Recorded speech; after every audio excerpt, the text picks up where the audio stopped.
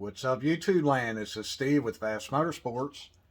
On today's video, I wasn't going to bother actually making a video, but I figured I would let some people in on this little tip if you are trying to do the rear brakes on a 2019 Subaru Impreza.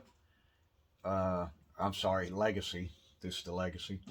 But I'm sure it's the same on a lot of vehicles that have an electric rear parking brake. Yeah, the park assist.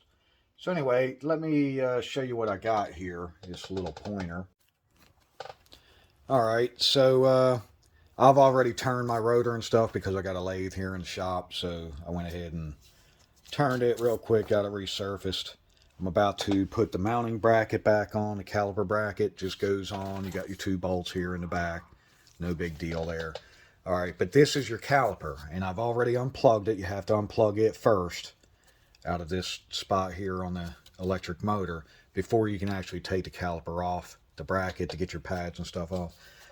And this style piston is the one that you have to use the tool to turn in.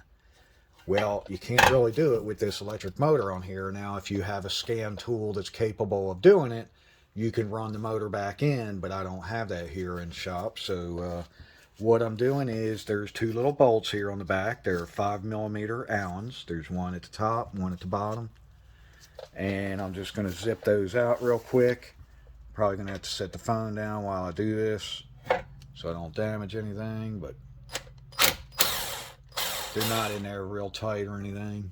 Yeah, I'm going to have to put the phone down for a minute so I can get them. Once you get those two out, this just separates right off. It's just got an O-ring inside here that's kind of sealing it. It's just stuck on a shaft, and I'll show you that in a second. Alright, so I separated it. As you can see, it's just a little splined shaft here. This is the back side of the caliper. And runs the piston out for your e-brake. So what we're going to do is just take the motor and set it down out of the way. And before you run the piston in, I tried it on the other side there. Even with my tool, it would bottom out and just get stuck. And so what you do is, if you got some E-Torx bits, this one has to be an E12. You just stick it on the end of the shaft there and grab the ratchet and spin this down first. And that way inside here, you're pulling the e-brake assembly down out of the way. And then when you stick your tool in here and turn it, the piston will go right in, no problem. So let me get this cranked. Alright, I'm going to try to show you here because I only got one hand. I don't want to mess the brake hose up. All I'm doing is turning that and it's going right in until I feel it stop, and then I'll get the tool on the other side. Alright, so I just ran it down real lightly till it bottomed out, very lightly. Now I've got my tool set up. This is the one I need with the two nipples on it, the shallows. I'm going to go ahead and set this inside here and push the piston in. Alright, so I've got it set up. Actually, the little adapter had fell off on the tray down there. I was showing you the tool itself, but I had to slip the adapter on.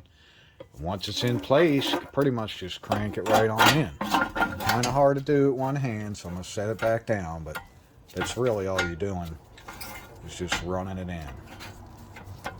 As you can see, it's going in nice and easy now. So you want to go ahead and back that e-brake piece out of the way. Alright, so now I got the piston compressed all the way back in, spun in. Now I'm going to take the motor, and this O-ring is still nice, and it's even got some lube on it still. So I'm just going to take and line up the little electric motor and pop it on and put my two little 5mm Allens back in. Alright, got the little electric motor back on and the two 5mm Allens. You don't have to torque them down or really over tighten them or anything because it is a plastic housing. It did have a little metal bushing inside there, but they're not very tight. You just snug them down good, and that's all it requires. Now I'm going to go ahead and get the bracket put back up on here and set the pads in. Alright, pretty much just setting my pads in place. Alright, well, we got the little Legacy finished up, and if you feel like you learned anything today, how about give me a thumbs up, maybe even subscribe to the channel. We're trying to get it to grow. It looks like I've gotten a lot of views on some of the videos, but I'm only around 500 subscribers. I'd love to see that grow. So if you don't mind, click on it. And who knows, you might even scroll back and look through some of my past videos. I've got things where I'm working on stuff, could be even boating.